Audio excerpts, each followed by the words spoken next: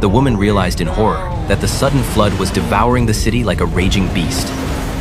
Hours earlier, Mila had been awakened by a gentle but persistent tapping of rain against her window. She pulled back the curtain to find floodwater already risen to the height of the car tires outside. At first, she thought little of it, until water began to spread across the floor without warning. Then she realized in horror, the flood outside had reached her windowsill. The news on TV reported that the water level had already submerged the third floor, and Mila lived on the third floor. At that rate, her apartment would be completely underwater in minutes. She frantically gathered a few things, scooped up her son, and rushed out. In the hallway, water was already ankle deep as the entire building scrambled upward. Carrying her son on her back, Mila struggled forward, but the elevators were dead and the stairwells were completely blocked. In under 2 minutes, the water had surged from her ankles to her thighs. Beneath ominous clouds lit by flashes of lightning, frantic waves tore through the last remnants of calm, like a terrifying omen of the end times. Mila turned toward another staircase, climbing higher, but a glance down revealed countless people fighting desperately in the current.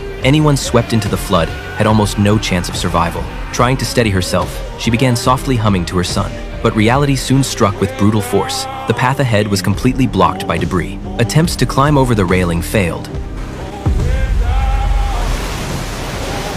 forcing a retreat back down. She reached a floor not yet flooded, crowded with people seeking refuge. In a blink, her son was gone from her side. Panicked, Mila rushed into an open apartment to search, just as the floodwater smashed through the window with crushing force. Mila was knocked unconscious briefly. When she came to, she groped her way to the apartment door, but couldn't get it open. She felt a surge of despair, believing this was where she would die. Then, unexpectedly, the door was pulled open from the outside. A man helped Mila and her son to the surface and immediately began performing CPR on the child.